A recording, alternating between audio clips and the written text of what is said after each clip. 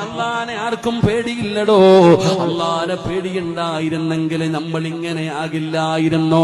പെങ്ങളെ സത്യം പറ മോളെ, അള്ളാഹുവിനെ ഭയമുണ്ടായിരുന്നെങ്കിൽ നീ ഇങ്ങനെ ആകുമായിരുന്നോ?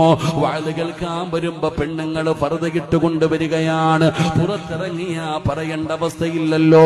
കല്യാണ വീടുകളിലേക്ക് പോകുമ്പോ ഉസ്താദേ, കല്യാണത്തിന് പോകുമ്പോ ആരെങ്കിലും പർദ്ദ ധരിക്കുമോ ഉസ്താദേ? എന്റെ പ്രിയപ്പെട്ടവരെ ചിന്തിച്ചു നോക്ക്. ഇന്ന് കല്യാണ വീടുകളിൽ നടക്കുന്നത് എന്താണ്? അറബി കല്യാണം, മഞ്ഞ കല്യാണം, മൈലാഞ്ചി കല്യാണം. പടച്ചവനെ, എന്തൊക്കെ പെയ്ക്കൂത്തുകളാണ്! അതാ ഏറ്റവും വലിയ വിഷമം പ്രായമുള്ള ഉമ്മമാരുടെ ഡാൻസാ.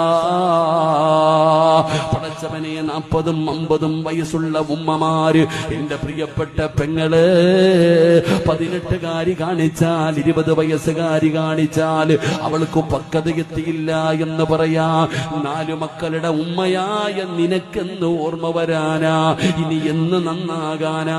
പടച്ചവനെ, തലമറക്കാൻ ഇന്നെന്റെ പെണ്ണിന് ഇഷ്ടമല്ല, അത് തുറന്നിട്ട് കൊണ്ട് നടക്കുകയാണ്.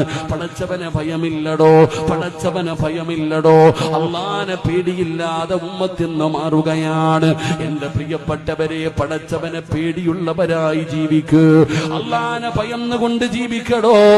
നീ അള്ളാനെ പേടിയുള്ളവനാണെന്ന് ആര് പറയണമെന്നറിയുമോ?